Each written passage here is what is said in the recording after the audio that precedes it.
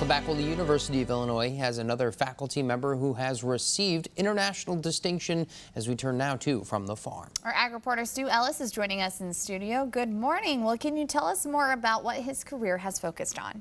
Well, I wanted to farm a number of years ago and figured out how to make crops yield more using sunlight, energy. And that's exactly what Steve Long has spent the last 50 years doing.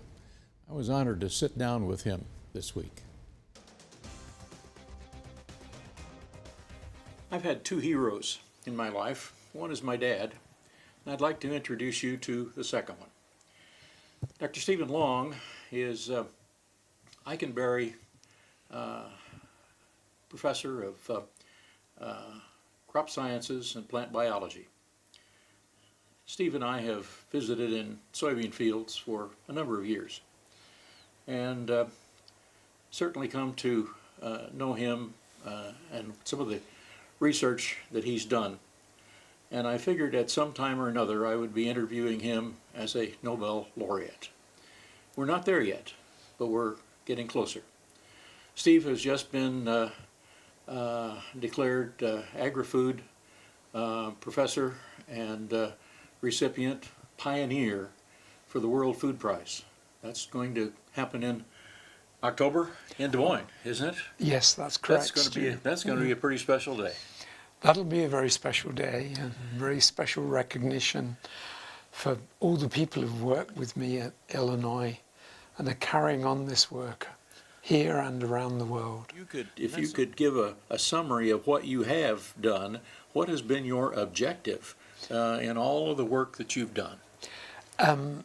My major objective in all of the work has really been to improve the process of photosynthesis in our crops and also future-proof it so that it can still function under the changes we know that are going to happen over the next 50 years. And we have to know that there's going to be a lot of challenges. There's going to be a lot of people who are hungry. There's going to be a lot of threats to food.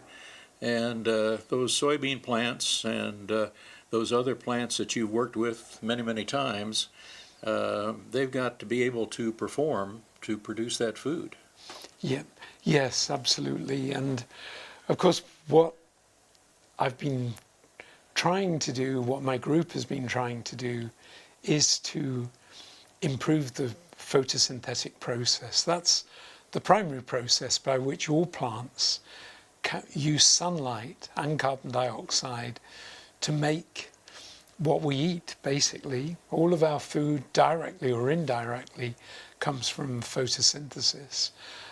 For many years of my career, people just did not believe you could improve photosynthesis because nature would surely have already done it.